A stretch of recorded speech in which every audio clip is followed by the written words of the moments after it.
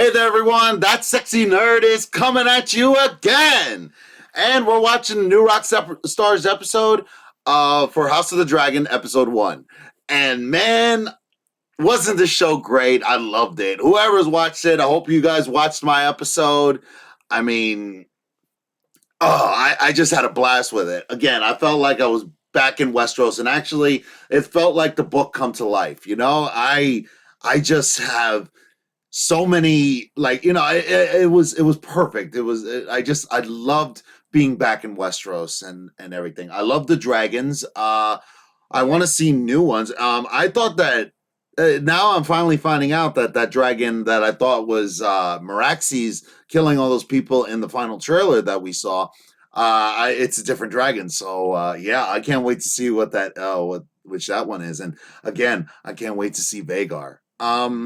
So yeah, there are certain things that they changed a little bit, but you know, hey, what are you gonna do? It's to compress things, and I'm sure we're gonna see more of that as the episodes go by. I just hope they include at least the best parts, or at least imply some of the other issues that are going on.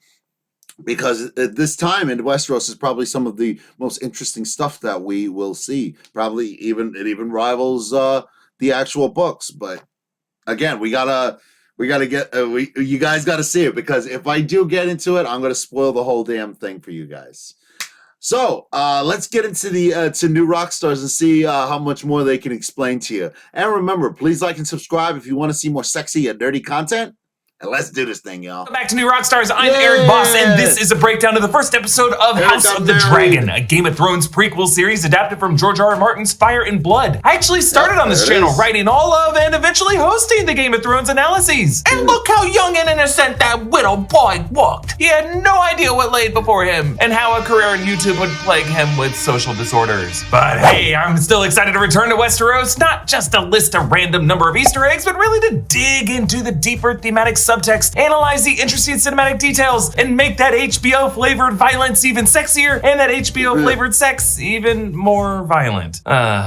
This episode opens with narration from adult Rhaenyra Targaryen, who will be played by Emma Darcy in future episodes. She's recounting the Great Council of 101. The dynasty of Aegon the Conqueror went Aegon, then Aenys, then Maegor, and now Jaehaerys. Jaehaerys' first son Aemon had died 9 years prior, leaving behind Aemon's daughter Rhaenys, but she was the queen who never was, passed over for his second son Baelon, who had just died of a burst appendix. Warring factions begin to rally, so Jaehaerys gathered this council to decide his heir and prevent civil war. But a difference from the book here, it did not come down to Viserys and Rhaenys. Rhaenys made a claim, but was immediately discounted due to her being a woman. It really came down to Viserys and Rhaenys' son, Laenor Velaryon, whom we will meet later in this series. But here they emphasize Rhaenys getting slighted to connect this history to the similar succession drama that goes down with Rhaenyra. This setting is Harrenhal. You remember that from season 2 of Game of Thrones. It's the largest structure in Westeros that was chosen to house these 1,000 lords. Notice how the Targaryens' hair blows in the wind, as this castle is in a ruined state, exposed to the elements. Why? Because a century earlier, Aegon's dragon Balerion torched this place to the ground. Really, the fact that Viserys was the final Targaryen prince to ride Balerion, who had died 7 years before this, was a major factor that led to him being chosen as Jaehaerys' heir. And now, with his hair blowing in this wind, he really does fit the bill of a dragon rider who torched places just like this. Also, a prince who uses conditioner. Maybe he's born with it. Or maybe he's got dragon dreams. Rhaenyra's voiceover says, in those days, House Targaryen stood at the height of its strength, with 10 adult dragons under its yoke. Under its yoke? Yeah, right. Viserys reveals that the Targaryens' actual control of the dragons is an illusion. Also, yolk, as in that of an egg. An egg does become a key symbol later this episode. The scroll that Jaehaerys reads is stamped with the sigil of the Order of Maesters, a ring of chains. Notice how the Maesters of this series wear chains that are more varied than the chains worn by the Maesters in the Game of Thrones series, really because each link is meant to represent mastery of a completely different field, kind of like merit badges. Though I don't know if these Maesters really deserve one for OBGYNing. The opening title shows the Targaryen sigil of the 3 dragon heads, and music from returning Game of Thrones composer Ramin Djawadi. Yeah, you'll notice the end has that same bass string tremor that Djawadi would use in the House Targaryen theme in Game of Thrones right before a dragon would Dracarys. Dracarys. And you'll notice we don't really get a classic Game of Thrones style animated game board opening. However, I do think we get a nod to that Game of Thrones game board hidden interestingly in this episode later on. Then we jump ahead about a decade later as Rhaenyra rides her gold-colored dragon Syrax through the clouds. Yes, it took multiple seasons in Game of Thrones to get to dragons, but this one starts right off with them. A way bigger budget's always a beautiful thing. Notice on the Red Keep, some construction scaffolding is visible. This castle was completed decades earlier, finished by Maegor the Cruel, who also ordered the construction of the Great Dragon Pit, which you can see in the background here, still beautiful and intact. The ruins of this dragon pit were seen in Game of Thrones, where in season 7, Daenerys talked about how locking the dragons in this pit destroyed the Targaryens. This place was the beginning of the end for my family. We weren't extraordinary without them. We were just like everyone else. A reality that Rhaenyra admits using the same words at the end of this episode. Without them, we're just like everyone else. As Syrax lands, the Elder Dragon Keeper uses his staff to halt the younger one, and they speak in High Valyrian commands. Dohairis, meaning I think to serve, as in Valar Dohairis, but I think in this context maybe it means obey. Then Umbas, not really sure about that one, maybe it means in line. Rybas, which means listen or hear, and then later Nyot, which means forward. Rhaenyra's friend is Alicent Hightower, who says, Syrax is growing quickly. She'll soon be as large as Caraxes. Yeah. That's almost large enough to settle too. Caraxes is Daemon's dragon, nicknamed the Bloodworm for its extra long neck. You'll notice these dragons wear saddles, which makes sense for animals one would ride. Daenerys never used a saddle to ride Drogon in Game of Thrones, and when they asked how Daenerys could stay on this dragon, some people who worked on the show told my colleague Joanna Robinson over on the Ringerverse podcast that apparently it had to do with Drogon's spikes and the way a hat sits on a hook. I know. By the way, it does end with a two-seated saddle, just on a different dragon, Caraxes, as Daemon and Mysaria leave. But notice how we cut back to Syrax here and realize that only then did this dragon turn back into the pit. Syrax was watching these two girls for their whole conversation, as if not trusting Alicent. The carriage rolls past a statue of Balerion the Black Dread. Remember, that was Aegon's dragon, last ridden by Viserys several years prior. These girls stroll through the Red Keep courtyard. This looks like the same location Cersei Lannister would later convert to the map floor in the later seasons of Game of Thrones. Over all of this, Jawadi's main Game of Thrones melody plays, because you know HBO really needs us to remember the good times. In Queen Emma's chamber, incense burns, and a maester writes a desk. This guy's likely working on those moon charts that Melos will later update the king about. A septa lights candles in front of wall art that depicts several characters apparently in an orgy. This chamber is covered in porny imagery, maybe to encourage fertility. Some nurseries have like plush toys. This one has handjob art. Emma says, This discomfort is how we serve the realm. I'd rather serve as a knight and ride to battle in glory. while Rhaenyra is presented as a Daenerys figure, here she echoes Arya. You will marry a High Lord and rule this castle. No, that's not me. Emma then says, The childbed is our battlefield. an important foreshadowing line, because later director Miguel Sapochnik will intercut between the bloody fight in the tourney and the even bloodier scenes of the childbirth. Because whereas tourneys are pretend wars that often end in a knight yielding, Emma didn't have that option. Her childbed was a literal battlefield where they tried to decide kings, and ultimately, like many battlefields, no one really walked away from it. On to the King's Small Council. Well, I believe you might be looking up the wrong end. Yes, Viserys finishes a dirty joke. Maybe even the punchline to Tyrion's never-ended joke from Game of Thrones. I once brought a jackass and a honeycomb into a brothel. Silence!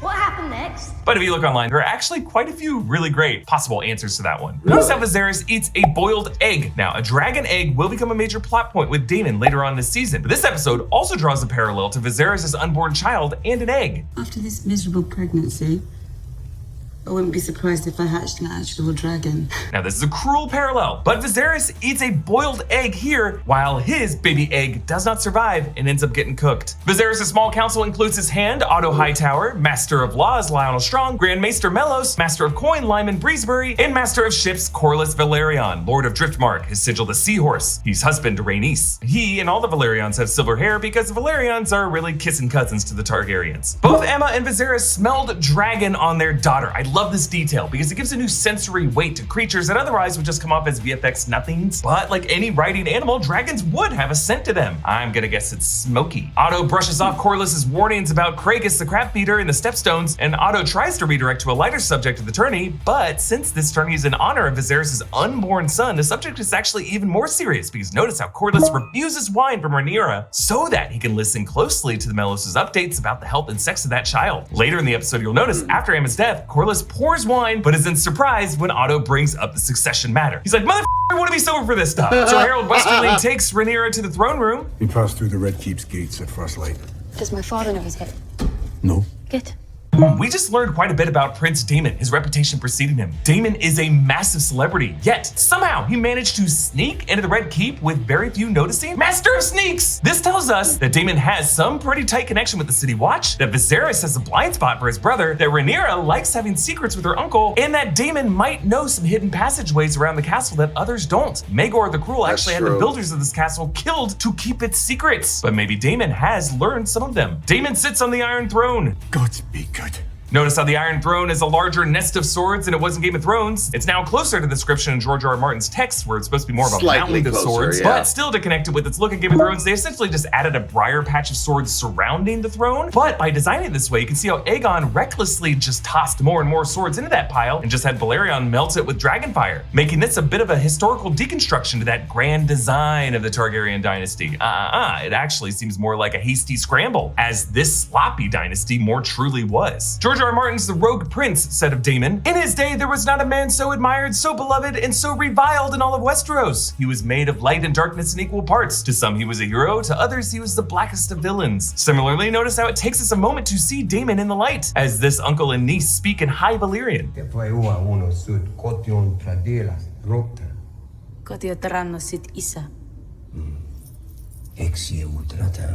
The throne and the surrounding swords cast Daemon in shadow, giving him a deceitful look about him. Also notice how he leans forward and to his right, unlike his brother who leans back and leans on the left armrest when he sits on the throne. Daemon seems to instinctively know how to sit on this throne without getting cut, because their ancestor Aegon the Conqueror designed it in such a way with exposed, still sharp swords that would make it really uncomfortable to sit in and make the Iron Throne not much of a desirable seat to want. Daemon gives his niece a necklace. It's Valyrian steel.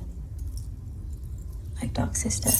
Dark Sister is the name of Daemon's sword, first carried by Aegon's sister Visenya. Notice how, as he yanks that necklace, you know, that's really funny what he said about that, because it seems that Joffrey and Robert knew how to sit on the Iron Throne. They never got cut. At least I don't think so. I think in the book they said something about Joffrey getting cut, maybe. But yeah. You just noticed that Joffrey kind of used to sit like that too. He's like, "You're too old to serve anyone." You know, that stupid voice he would do. Oh, man, I love Joffrey on Game of Thrones. You'd love to hate him. You just want to punch him in the face. Back, he grips it in a fist like a chain wrapped around knuckles as a kind of weapon. Valyrian steel is extremely rare, since the art of forging it was lost in the Doom of Valyria. So to use it for jewelry, therefore, just seems insane. But symbolically, it links these two in a kind of relationship, or relationship that will be a weapon wielded against many others in this series. Rhaenyra and Alicent sit in the Godswood. You can see the red leaves of the weirwood tree and its face with the bleeding eyes and the white trunk behind it. Weirwood trees represent the old gods. These were carved by the children of the forest, and many of these were cut down by the first men, who believed that the children's greenseers could use these trees' faces to spy on men. And the fact that Rhaenyra and Alicent have this little disagreement over the value of Rhaenyra's royal position in the presence of a weirwood tree is significant, as if the old gods are watching these two future queens begin to square off as friends. Alicent quizzes Rhaenyra about Princess Nymeria, the namesake of Arya's direwolf, and the warrior queen who led the Rhoynar and conquered Dorne and took Mors Martell as her husband. Turns out Rhaenyra does know this history, but she tears the page out of the book, showing how she is unbound by historical precedent. But ironically, it is these kind of historical textbooks that bring Alicent in between Rhaenyra and her father Viserys. Viserys is treated for a wound. It's a small cut from sitting the throne. It's nothing. Otto tells Mellis to keep it quiet because getting cut from the swords of the Iron Throne is meant to be a bad omen for a ruler. As Daemon said earlier, you are all cursed with me. And notice this cut is on Viserys' lower left back, the side that Daemon leaned away from the Iron Throne when he sat on it. The Maester attendant says, "It's a wound that refuses to heal, Grand Maester." The unhealable wound is a Jungian archetype in fiction, a physical malady representing a spiritual curse that a character must bear. For Viserys, this unhealable wound is really a manifestation of the curse of his family's exploitation of dragon power and the folly of their dreams, which is really the deeper theme of this episode. Aemma tells Viserys that Rhaenyra declared the baby a girl. She even named her. Dare I ask? Visenya. She chose the dragon's egg for the cradle that she said reminded her of Vagar. God be good. This family already has its Visenya. Remember, Rhaenyra told others that she wanted the baby to be a son for Viserys' sake. So we learn here that Rhaenyra actually lies, depending on who she is talking to. Now, Visenya was Aegon's sister wife, carrier of Dark Sister, rider of the dragon Vhagar. Vhagar, by the way, still alive, and it was Visenya who produced Maegor the Cruel. Both of these were really considered to be the unstable branch of Targaryens. So Viserys here is saying, we already had one Visenya in our history, but also Visenya's spirit lives on in Daemon. Viserys said he dreamed that the baby was a boy wearing Aegon's iron crown. I heard the sound of thundering hooves, splintering shields and ringing swords. And I placed our son upon the Iron Throne. As the bells of the Grand Sept tolled, and all the dragons roared as one. Dreams are incredibly important to the Targaryens, not just Aegon's dream that Viserys reveals later. The Targaryens first came to Westeros from Valyria because of a dream. Daenys, the dreamer, dreamt that Valyria would be destroyed in an apocalyptic event, and the people of Valyria mocked her and the family. But her father, Aenar, believed her, and the family fled to Dragonstone. 12 years after that, dreams confirmed. Valyria was destroyed in an earthquake and volcano, leaving the Targaryens as really the only dragon riders left in the world. And the Targaryens walked away from that as a family obsessed with dreams and prophecy. A curse that will poison every generation of Targaryens after this. Daemon unleashes the city guard on King's Landing. These gold cloaks just cherry pick targets and butcher them. Now, we will have to censor this visually, but I'm pretty sure the guy they castrate lets out a nervous fart when they strip off his pants. No! I swear we did not edit the audio of that. Daemon's helmet is designed to look like a dragon with its wings folded in, but this does not look like his dragon, Caraxes, which is red and has a long neck. Rather, this looks more like Balerion the Black Dread. So with his armor, Daemon is really trying to cast himself as an inevitable heir to Aegon's dynasty. The small council meets again, but this time with Daemon present, still smeared in blood. They mark their presence with balls on plates. The set decorator and production designer came up with these as a way of punching in for work, but I like how this gives each member's place setting and intentionality to it. 4 members to Viserys' left, Corlys at the far end, furthest away, having to shout to be heard, and then in the hand of the king, Otto alone on Viserys' right. His casual whispers most effective. Now in the brothel with Daemon and Mysaria, we start this scene with other women peeping in at them through the slots in the wall. This indicates that nothing Daemon does at these brothels is private, and for us, it connects the viewer with the voyeurs rather than with the participants, because that's what we are. We're pervy little voyeurs. Mysaria offers, I could bring in another. Could even arrange one with Silveria. Yikes! This tells us that Daemon has in the past requested a partner who looks like she's related to him. So that moment with Rhaenyra wasn't so pure, was it? As Rhaenyra enters the king's booth at the tourney, notice Master of Coin Lyman Beesbury has a massive coin pouch in his crotch, obviously to place bets, but you know, that's a bit of a thirsty way of showing what's important to you, Lyman. But interesting that Rhaenyra is late. Notice Corlys signals with his hand right as she sneaks behind Rhaenys, as if these two might have some kind of connection. Now in the opening joust, Sir Criston Cole clashes with the Tarly Knight. All the major houses are represented here. You see a Baratheon stag, the Manderley eagle, the Stark direwolf, the Bolton flayed man, the Tully fish, a squire dressed with Lannister lions. On either side of the royal booth, notice are Valyrian seahorses, meaning Corlys' entourage has to sit outside the royal box. Poor guy, always getting bad seats. Daemon selects his opponent, Sir Gwaine Hightower of Old Town, making a dig at Otto of House Hightower. This is his son. Worried for her brother, Alicent bites her thumb, and later we see her picking at it till it bleeds. An interesting motif with some of these characters, always having some bloody fingers. Corlys and Rhaenys comment, I wonder if this is how we should celebrate the birth of our future king. With wanton violence. It's been 70 years since King Maegor's end. These nights are as green as summer grass. None have known real war. These violent delights intercut with the true battlefield of this episode, Emma's childbed. Mellos tells Viserys that he must either sacrifice Emma to try to save the child or lose them both. A technique is taught at the Citadel which involves cutting directly into the womb to free the infant. To free the child? It's like saying the wretched womb is trapping the child. Medical malpractice. While Emma's screams initially bleed over into the shouts of the tourney, when we cut back to her later, her screams are muted while all we hear are the sounds of the fighting. It's like her whole identity is being muted and cruelly snuffed out. This brutal realism contrasts with Sapochnik's stylized shots of the joust, using the dividing pole as a camera track line to follow Daemon along as his back grinds along against it. I also appreciate the contrast between these two warriors. There's a lot of close-ups of the fine armor of Daemon and his horse, contrasting with the simpler and scuffed armor of Sir Criston. Ultimately, Daemon is brought down by his showboating. While Daemon was more focused on his ego and the crowd, Criston never took his eyes off the prince. Victorious, Criston removes his helmet. Gods, he's Dornish. Dornish. Another change from George R. R. Martin's text. Originally, Sir Kristen's a Stormlander, but this series makes him a Dornish, son of a steward of Lord Dondarrion, making the southern realm of Dorne even more important to the series. With its proximity to the Triarchy's advances in the Stepstones and Rhaenyra's knowledge of Nymeria's marriage to Mors Martell of Dorne. I assume that's going to come up. Summoning some inner authority, Rhaenyra commands Syrax to ignite the funeral pyres. Dracarys. Actress Millie Alcock rolls that first R, unlike the way Daenerys would say it. Dracarys. Which makes sense. 200 years earlier, High Valyrian wouldn't have been as watered down. Otto gathers a small council to discuss Viserys' succession, but we now see Daemon watching from the shadows. Daemon has ambition, yes, but not for the throne. He lacks the patience for it. Master of Sneaks! This makes us wonder if every time Daemon was absent, he might have actually been listening from this hidden spot. Wow. Viserys snaps. My wife and son are dead! I will not sit here and suffer crows that come to feast on their corpses! Yeah, nice word choice there, working in an allusion to A Feast for Crows. Otto seals a message to send to Old Town, presumably to set some plans to wed his daughter Alicent to the king. He creepily instructs her to comfort the king in his chambers. You might wear one of your mother's dresses. Why? Ugh, yikes, the men of this world. Viserys toys with this carved model. This depicts Valyria, his ancestral home, meaning he must have recreated it from his dreams. With its multiple tiers and layers, it's all part of the same base. Makes me wonder if these kinds of models could end up being part of that Game of Thrones opening tile game board. Was that all carved by poor Viserys in a sad, lonely train set? Now, to me, the most interesting moment of the episode, Daemon's speech in the brothel is intercut with Otto reporting it back to the small council. The gods give just as the gods take away. He toasted Prince Balon To the king's son. styling him the heir for a day.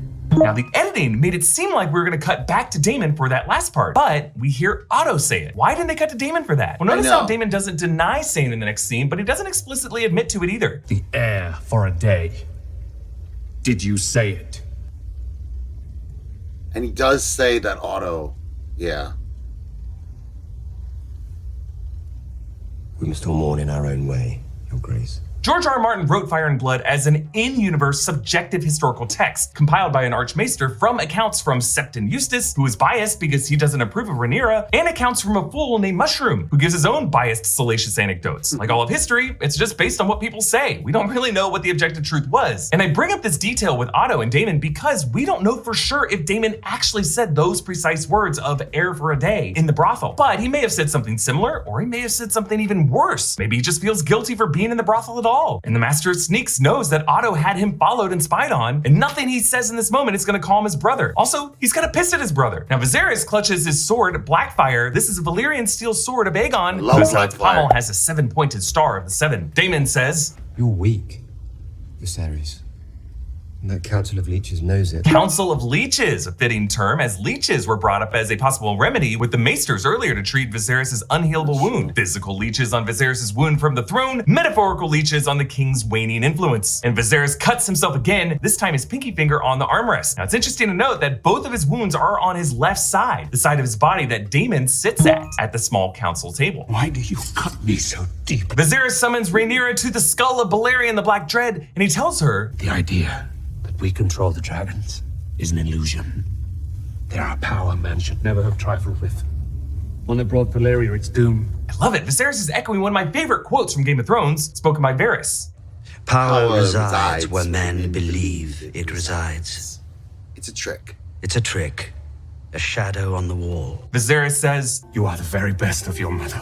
And I like how this line plays over a shot of Alicent sewing Rhaenyra's dress on and holding her like a mother would, as Alicent is slowly transitioning from Rhaenyra's best friend to her stepmother. Daemon introduces Mysaria to his dragon Caraxes. I love the breath from the dragon's mouth blows back Daemon's hair. It's just a nice practical interaction between the physical environment and the VFX, just to make this dragon more than a CGI effect. But Viserys dispels the narrative that Aegon conquered Westeros purely out of ambition. Really, Aegon was motivated by a dream. And just as Daenerys foresaw the end of Valyria, Aegon foresaw the end of the world of men. It is to begin with a terrible winter, gusting out of the distant north. I love that when Viserys mentions the North. Of course, that's when we finally cut to the Starks, the begrudging Rickon Stark, and of course, a reminder of the Stark words, winter is coming. Now, Viserys says that Aegon saw in his dream the threat that we would later identify as the White Walkers, and concluded that a Targaryen must sit on the Iron Throne to unite all of Westeros against this northern threat. Aegon called his dream the Song of Ice and Fire. And yes, that is Aegon's Valyrian steel dagger, the same dagger that Arya Stark will use to slay the Night King, and the one that was given to the assassin to try to kill Bran Stark years earlier. This dagger is freaking cursed, and of course it's going to play a very important role in episodes of this series as the Civil War unfolds. But it's just interesting to learn that Aegon was motivated by the same doom that the characters in Game of Thrones will face. However, his prophecy was flawed when you think about it. Targaryens like Dany and Jon certainly play an important role in defeating the White Walkers, but while Jon was king in the north, a Targaryen did not sit on the Iron Throne when that happened. Cersei was sitting on it. Really, it was Arya who dealt the killing blow, and the throne is just gonna end up getting destroyed while Bran Stark gets named the king in the aftermath. But to me, this flawed thinking is just another example of the curse of the Targaryens being their own dreams. I mean, lots of things brought down the Targaryens. Of course, their own dragons, each other, their diminishing shadows, but at the root of it all, I think their paranoia over their prophecies, the mistaken belief that they must be the heroes of this story is what drove them mad. So now, in this series, we're gonna get to see what happens when madmen convinced that their fire is what will keep us safe, compete to see who can burn everything down the fastest. This episode closes with a mirror of the Succession Council that opened the episode, but this time a supposed correction of that historical wrong that denied Rhaenys her claim. Now, a woman is named heir, breaking historical precedent in a significant way. But since this succession was born out of the Targaryen curse, like the Lords of Harrenhal, the only thing these heirs of the dragon will inherit will be ashes. I really can't wait for you all to experience the story like I have. You know, and I really hope they tell it right, and I hope they don't omit too much, and everything just ends up like the first 4 seasons of Game of Thrones, you know? But yeah, we're gonna have to see. We're gonna have to wait and see for the next episode of House of the Dragon. And please like and subscribe if you want to see more sexy and nerdy content. And I'll see you all in the next video, guys.